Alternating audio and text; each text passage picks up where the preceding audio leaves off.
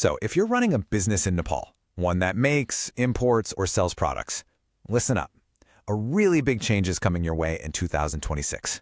We're talking about a complete rethinking of who's responsible for a product when its life is over.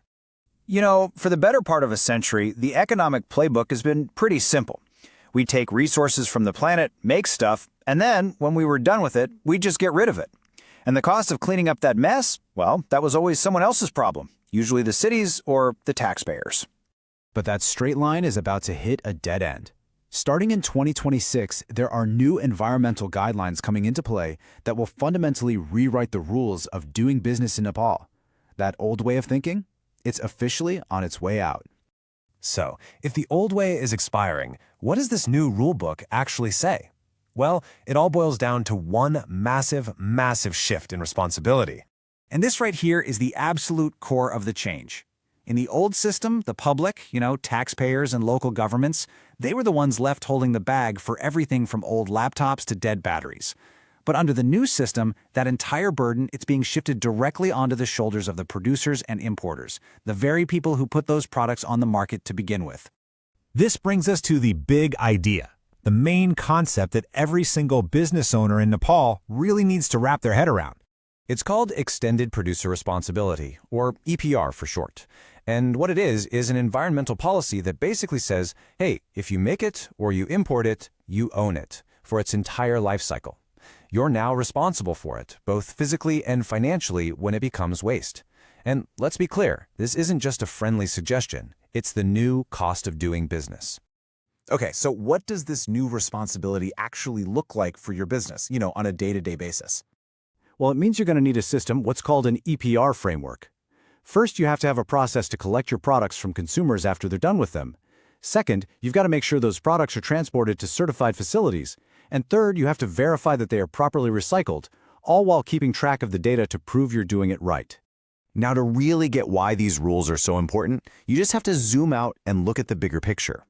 This map here shows that Asia is a massive hotspot for e-waste. Nepal is located right in the middle of a region that's really struggling with this crisis, which makes this kind of regulation not just a policy change, but a flat-out environmental necessity. And it's so important to realize this isn't just happening in Nepal out of the blue. EPR actually started out as an experiment way back in the early 90s in Europe, with Germany kind of leading the charge. But today, it's become a global standard. It's a movement that's reshaping entire industries, from North America all the way to Asia. This shift really presents businesses with a very clear choice. On one side, you've got some pretty serious risks: legal fines, major damage to your brand if you're seen as a polluter, and even things like data leaks from hard drives that aren't disposed of correctly. But on the other side, if you take a strategic approach, EPR offers a powerful solution to every single one of those risks, turning them into real opportunities. And that's because EPR is basically the engine driving a much bigger, much more exciting idea: the circular economy. Probably the coolest way to think about this is a concept called urban mining. So instead of seeing a pile of old electronics as just a bunch of trash, you start to see it as a rich, valuable mine that's already above ground. I mean, get this. A single ton of old smartphones can have up to 100 times more gold in it than a ton of high-grade gold ore from a traditional mine. And right here, you can see that idea in practice. On the left, you've got discarded circuit boards, old batteries, the stuff we used to throw away. But after processing, they become the valuable commodities you see on the right. This is the circular economy made real, turning a liability right back into a resource.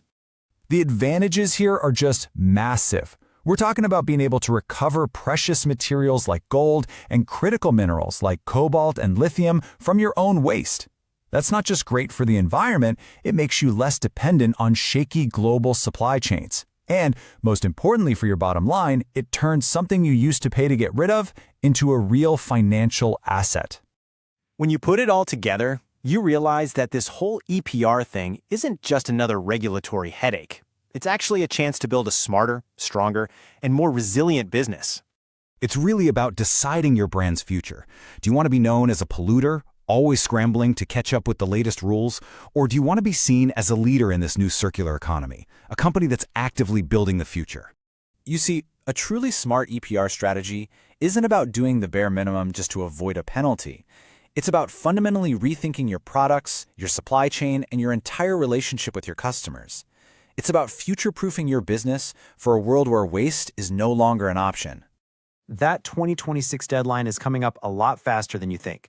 The new rulebook is already written, and this shift is happening now. So the only question that's really left is, will your business be ready for it?